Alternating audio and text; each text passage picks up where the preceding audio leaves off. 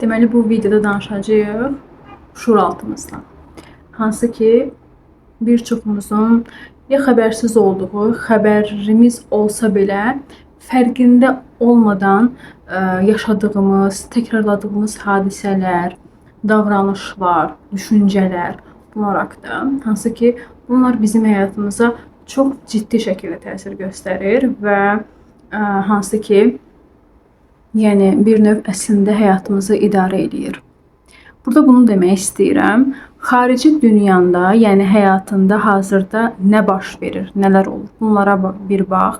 Hansı ki, nələr səni qane etmir? Yəni bir növ belə deyək də, həyatında baş verən bu münasibətlər ola bilər, ailənlə əlaqəli ola bilər və ya da ki, iş ola bilər, pul ola bilər, fərq etmir. Hansı sferada olmasından asılı olmayaraq, həyatında nələrsə, yəni bəlkə də qaydasında deyil və sorğuluyursan, nə baş verdiyini anlaya bilmirsən. Ümumiyyətlə, bəzi şeylər var ki, onlar səni narahat edir, çox düşündürür, bəlkə də. Burada baxmalı və getməli olduğun yer daxili dünyandır. Yəni şuuraltın, zehnin. Zehnində nə baş verir? Yəni nə düşünürsən? İstər özün haqqında, istər hazırda problem yaşadığın, çətinlik yaşadığın durum nədirsə, bu münasibətlərdirmi, işdirmi, puldurmu? Bununla bağlı sənin zehnində nə kimi düşüncələr, fikirlər var və bunların fərqindəsənmi? Və ya da ki, ətrafındakı insanlardan hansı təsirlərə, hansı fikirlərə məruz qalırsan? Çünki ətrafın da sənin həyatını şəkilləndirir, bunu qeyd etməliyəm. Və eyni zamanda təbii ki, ətrafındakı insanlar da sənin təzahürün, sənin yansıman olduğu üçün, dolayısıyla sənin iç dünyana əsaslanaraq, iç dünyana uyğun olaraq əslində bir növ sənin zehnin o insanları seçir və bir növ həyatını bu şəkildə dizayn edir. Bunu bilməyini istəyirəm. Və ona görə də burada sorğulamalı olduğun və bir növ belə deyək də, özünə suallar verməyini istəyəcəm ki, hazırda həyatımda baş verən bu ssenarilər, hansı ki, mənfi və təkrarlanan ssenarilər niyə baş verir? Yəni, mən burada hansı davranışı, hansı tutumu, hansı düşüncəni buraxa bilmirəm? Nələr düşünürəm ki, ümumiyyətlə, bu kimi hadisələr baş verir həyatımda. Düşüncələrin çox önəmlidir. Çünki düşüncələrin sənin duyğularını və duyğuların da davranışlarını formalaşdırır. Və dolayısıyla, məsələn, sən bunları hardan öyrənirsən? Sən bunları öyrənirsən əlbəttə ki, ən birinci öz ailəndə təcrübə eləyərək və ya da ki, onların ötürdüyü bəzi bir növ belə deyək də, inanclar var ki, bunlar səni idarə edir.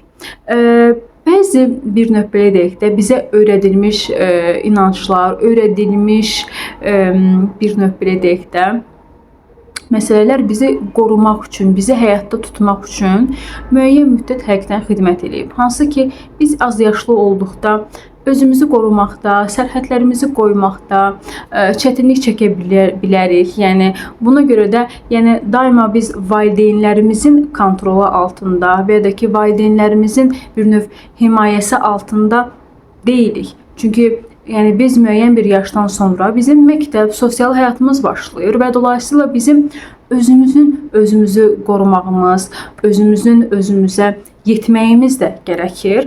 Dolayısıyla bəzən valideynlərimiz bizi qorumaq üçün həqiqətən bizi düşünərək, sevərək belə inanclar formalaşdıra biliblər. Məsələn, bunu bir hekayə üzərindən izah edəcəm sənə. Tutaq ki, bir sən xanımsan və hansı ki, artıq universitet bitirmişsən, nələrsə artıq sahibsən, müəyyən bir yaşa gəlmişsən, amma münasibətlər qura bilmirsən. Münasibətlərə nəsə bir çətinlik, əngəl olur. Hansı ki, kişilər dünyası sənin üçün qarma-qarışıq və ya da ki, kişilər dünyası sənin üçün çox təhlükəli bir yerdir. Gəl bura baxaq görək, sənə nə kimi bir inanclar, nə kimi bir proqramlar formalaşdırılıb ki, sən bu qədər qorxursan münasibət qurmaqdan və ya da kişilər dünyası sənin üçün çox qorxunc və təhlükəli gəlir. Bir çox hallarda bizi uşaq ikən qorumaq üçün valideynlərimiz, ətrafımızda olan yaxın xanımlar, xüsusən də ola bilər ki, bizim xalalarımız ola bilər, bibilərimiz ola bilər, hər kimsə artıq bizim evimizə çox gəlib gedən, çox da yaxın olduğumuz insanlar, bəlkə nənəmiz, hər kimsə bizə bunu aşılaya bilirlər ki, məsələn, kişilərdən ehtiyatlı ol, kişilər təhlükəlidir, kişilərə çox güvənmə, çox tez inanma, kişilər yəni xəyanət eləyəndir. Bu kimi fikirlər bəlkə aşılanıb və ya bəlkə də sən ailəndə atanın anana xəyanətini görmüsən. Hansı ki, atan anana xəyanət eləyib və anan çox ağrı, acı içərisində, yas içərisində olub. Onun yasını görərək, duyaraq, eləcə də bəlkə də o sənə bunu aşılayıb ki, sən kişilərə mənim qədər güvənmə. Sən mənim etdiyimi etmə. Yəni mən atana çox güvəndim və ya da ki, mən atana çox əmək sərf etdim, onun yanında oldum, amma onun mənə etdiyinə bir bax, yəni o mənə xəyanət elədi. Və bunu bilməyini istəyirəm ki, əgər belə ssenarilər olubsa və belə bir hekayə yaşanıbsa, bu bizim valideynimizin hekayəsidir. Və bizim burada eləyə biləcəyimiz bir şey var ki, o da valideynimizin həyat hekayəsinə, onun seçiminə hörmət etmək. Yəni, mənim anam bunu yaşaya bilər, yaşamış ola bilər. Bu haqsızlıq, ədalətsizlik də ola bilər. Onun üçün, mənim üçün və ya hər necəsə. Amma buna baxmayaraq, bu o demək deyil ki, mən bir fərd olaraq onun həyat hekayəsini davam elətdirməliyəm və ya onun inanclarını davam elətdirib özümü bir qəfəsə salmalıyam. Belə bir dünya yoxdur. Yəni, sən bir fərdsən, sən övladsan, sən ayrısan və sən fərqli düşünə bilərsən, sən fərqli inanca sahib ola bilərsən, sən fərqli bir həyat hekayəsi, fərqli bir növ belə deyək də, özünü yenidən proqramlayıb, yeni bir hekayə yaza bilərsən, yeni bir sən formalaşdıra bilərsən. Bəli, bu inanclar, bu proqramlar sənə oturdu. Yəni bir növ belə deyək də, sənə təsir elədi. İndiyə qədər həyatını şəkilləndirdi. Bəlkə də həddindən çox, yəni bir növ belə deyək də, kişilərə qarşı sərt, güclü olmağa çalışdın. Daima hər şeyi özün elədin. Bəlkə də kişilər dünyası sənin üçün daima təhlükəli bir yerdir. Bəlkə də münasibətlərdə sən bu yerdən çox sınandın, sevdin. Amma bəlkə də sevginin, yəni qarşılığını görə bilmədin, xəyanətə uğradın və ya tərk olundun. Və ya da ki, ümumiyyətlə özünə uyğun olmayan insanlarla münasibət yaşadın. Hansı ki, burada bunu bilməyini istəyirəm ki, sənin zehnində, şuur altında belə bir fikirlər dönür ki, yəni evlilik təhlükəli yerdir, mənə evlilik yəni sanki olmaz, qadağandır. Yəni, burada ümumiyyətlə baxmağını istədiyim odur ki, evlilik, ailə, bir kişi ilə, bəylə münasibət qurmaq sənin üçün nəyi ifadə edir? Ümumiyyətlə, kişilər sənin üçün nəyi ifadə edir? Bunlara bir bax, yaz hətta. Yaz və burada gör nələr çıxacaq və bu düşüncələr sənə mi aiddir? Sənin həyat hekayəndən, sənin yaşanmışlıqlarından mı gəlir?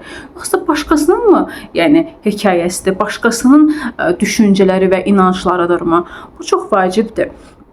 Yəni, ola bilər ki, sənin xalaların, sənin bibilərin, sənin anan, yəni özlərinə uyğun olmayan, həqiqətən də heç də layiq olmadıqları bir insanla bərabər olublar. Onların həyat hekayələri, bir növ belə deyək də, taleyləri belə gətirib. Amma bu demək deyil ki, yəni dünyada ancaq bir cür qadınlar mümkündür. Yəni bir cür hekayə mümkündür ki, o da bədbəxt olmuş, tək qalan və ya da ki, heç vaxt yəni bir növ münasibətlərdə üzü gülməyən bəxtsiz qadın. Bu belə deyil. Həyatda üzü gülən, xoşbəxt olan, həqiqətən də özünün qədrini bilən, özünü sevən, beləcə də sevgiyə də açıq qadınlar və bunu yaşayan, təcrübə edən qadınlar da var. Və gözünü açmağını və bunu görməyini istəyirəm. Və sən heç fərqində olmadan, bəlkə də ananın, bəlkə də xalanın, hər kiminsə hekayəsinə sadiq qalaraq bunu seçmisən. Yəni, bunu bir görməyini istəyirəm. Çünki biz bir növ belə deyək də, doğulduğumuz an, bizim olduğumuz ailə, xüsusən də ana və atamız bizim üçün çox doğma və bizim üçün bir növ belə deyək də, çox super gücləri olan, çox ideal insanlar olduqları üçün, uşaq olaraq bizə belə gəldiyi üçün, dolayısıyla biz onların dediklərini, inanclarını heç sorğulamadan qəbul edirik və dolayısıyla bu qəbul etdiyimiz bu inanclar bizim həyatımızı şəkilləndirir. Yaxşı və ya pis mənada. Və baxmalısan ki, indiki həyatında nələr sənə xidmət eləyir və nələr sənə xidmət etmir. Hansı ki, artıq yəni o şəkilə gəlmisən ki və bir növ o vəziyyətə gəlmisən ki, bezmisən yəni. Və suallarla doludur ki, zehnin ki, nə baş verir? Yəni niyə mənim həyatım alınmır? Yəni tutaq ki, yəni dediyim kimi bu münasibətlər ola bilər, pul ola bilər, digər məsələlər ola bilər. Hətta pula baxa bilərsən. Yəni pulda nələr baş verir? Yəni pulu sənin atan və anan necə qazanırdılar? Pul barəsində evdə nə kimi düşüncələr, fikirlər keçirdi? Pulla bağlı hansı çətinliklər yaşanıb? Bunlara da baxa bilərsən. Həmin o çətinlikləri, həmin o ssenariləri sən həyatında indi bəlkə təcrübə edirsən, heç fərqində olmadan. Yəni bunlar bizim bir növ belə deyək də, bir çox zaman fərqində olmadığımız və avtopilot rejimində olaraq yaşadığımız məsələlərdir ki, yəni təbii ki, heç kimin ağlına gəlməz ki, yəni bu kimi məsələləri mənim atam, anamın dediyi bir məsələ indi mənim yəni həyatımda o qədər önəmli bir rola, yerə sahibdir ki, mən həyatımı bu şəkildə yaşamaq seçmişəm.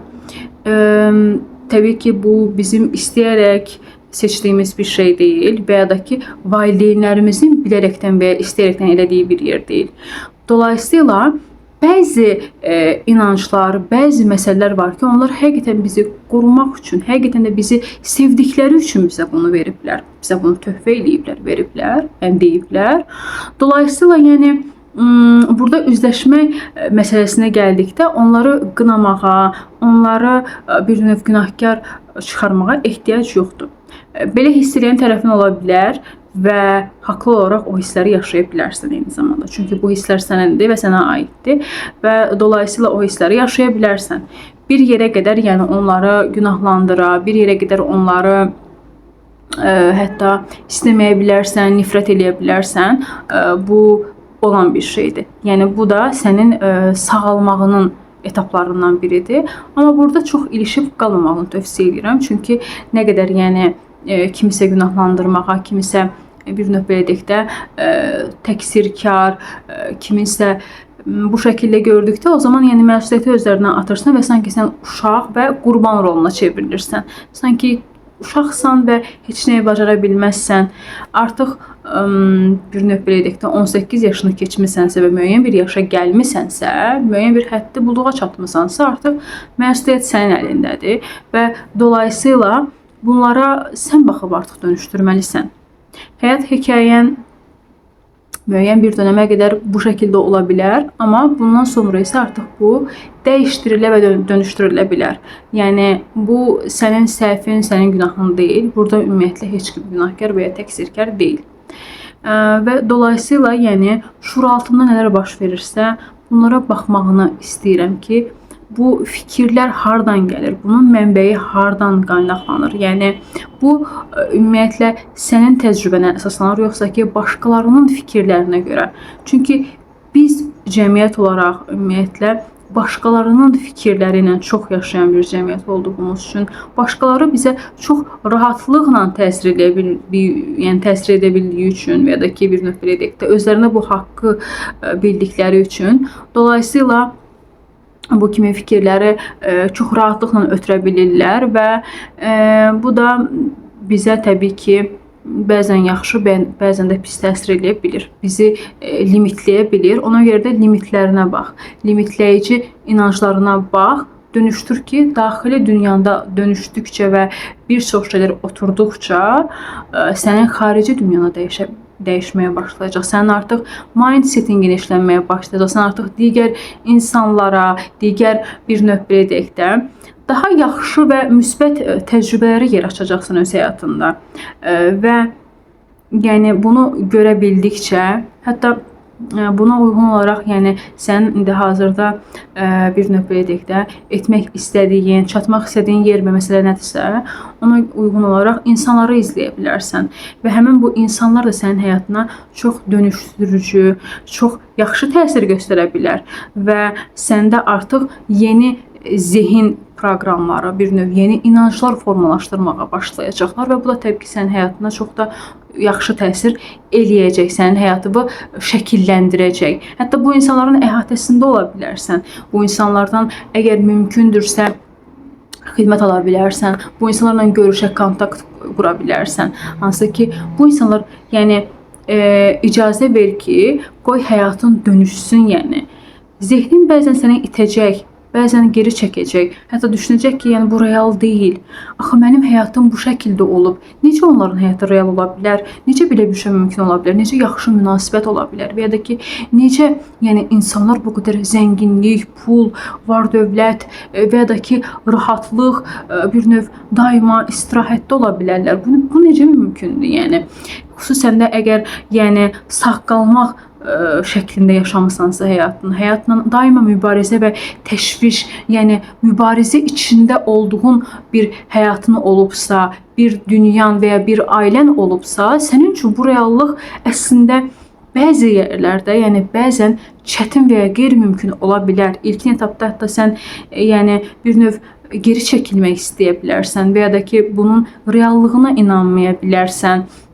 Yəni sənə qeyri-real gələ bilər, sənə itici gələ bilər. Bu insanlar hətta sənə yəni bir növ belə deyək də, deyə bilərsən ki, bunlar necə itici insanlardır, necə belə göylə gedirlər, necə belə loğa özündən razı insanlardır. Bunlar əslində zehninin uydurduğu və illüziyalardır ki, səni qorumağa çalışır ki, sənin axı bir illüziyan var, sən bir şeyə inanırsan da, yəni o şeydən o qədər tutulmusan ki və sənin reallığın pozulacaq, yəni reallığın bir növ belə deyək də alt-üst olacaq və sən başqa bir reallığa keçəcəksən və bu çox çətindir, yəni zehin üçün. Ümumiyyətlə indiyə qədər yəni düşünəcəksən ki, indiyə qədər yaşadıqlarım yalan mıydı ki, yəni başqa bir reallıq mümkün imiş, amma mən o qədər yəni ondan tutulmuşam ki və indi isə yəni artıq bir növ başqa reallığa keçid çətin və ya qeyri-mümkün gələ bilər. İlkin etapda çətin olacaq onsuz, yəni.